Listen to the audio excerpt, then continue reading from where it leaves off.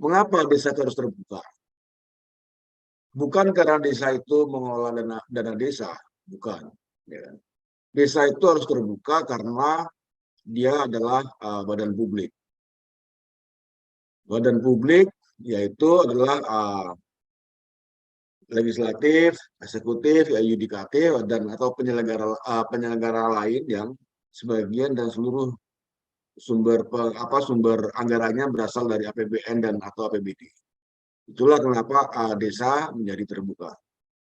Terbuka juga tidak asal, karena kemudian itu diatur di dalam peraturan Komisi Informasi nomor 1 tahun 2018 tentang standar layanan informasi publik desa.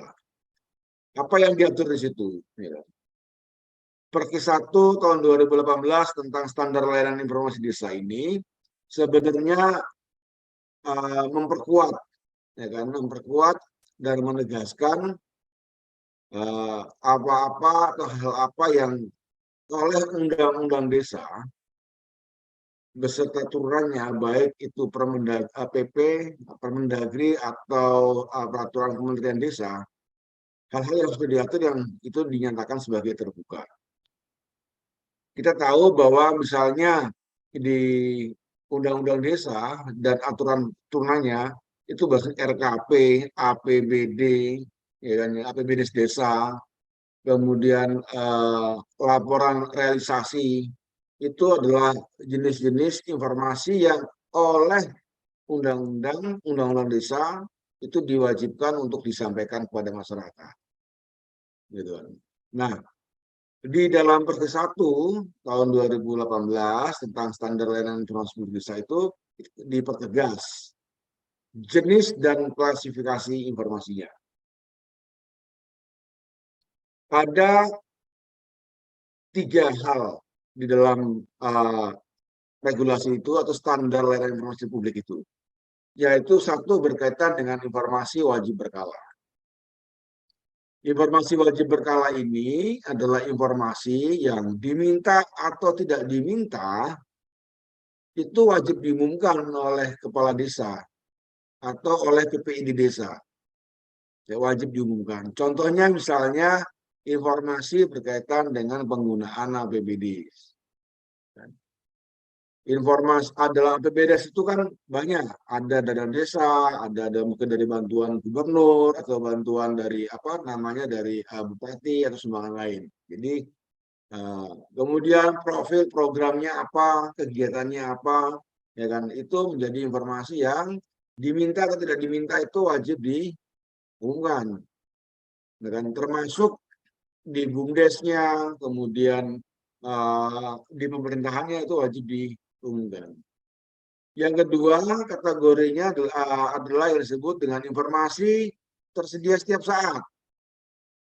Ini adalah informasi terbuka, tetapi untuk memintanya itu harus pakai surat. Masyarakat itu untuk memintanya harus pakai surat yang menjelaskan maksud dan tujuannya meminta dokumen atau informasi itu apa. Contohnya apa?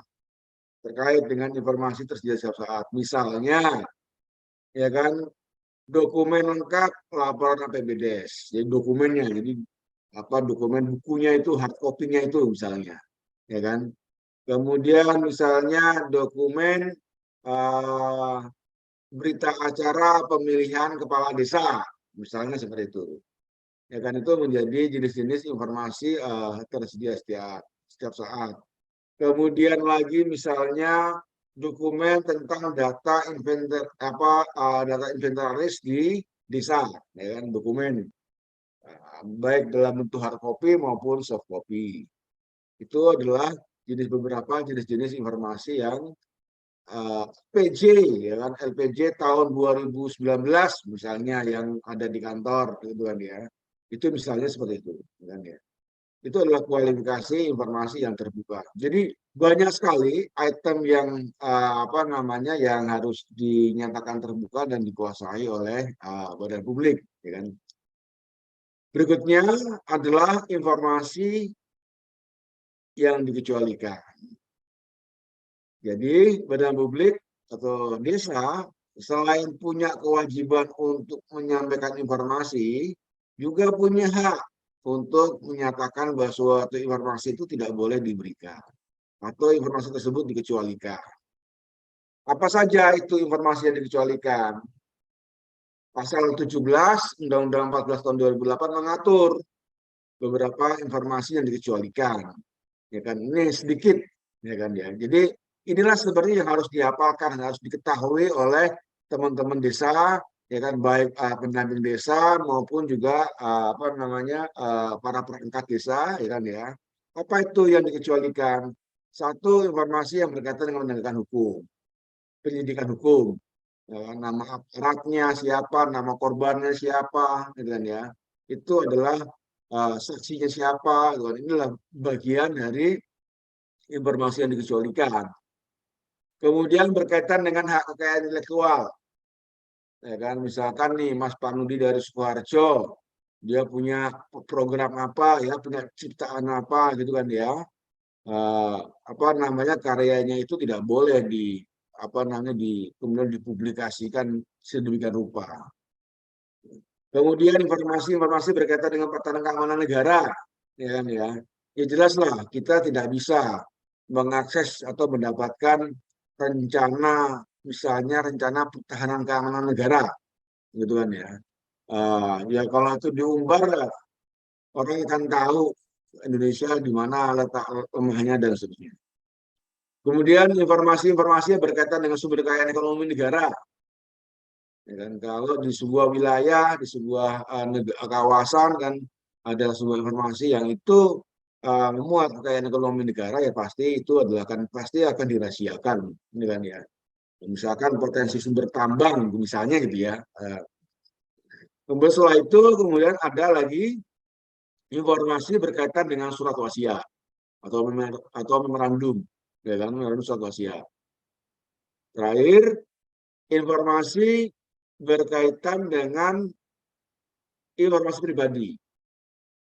Ya kan, informasi pribadi itu ada informasi berkaitan dengan pendidikan, berkaitan dengan kesehatan, berkaitan dengan kekayaan ekonomi, ya kan ya, itu berkaitan dengan ekonomi, ya kan, nomor rekening misalnya, nomor PIN, nah itu ya, kemudian rekan penilaian atas kinerja, itu menjadi informasi pribadi.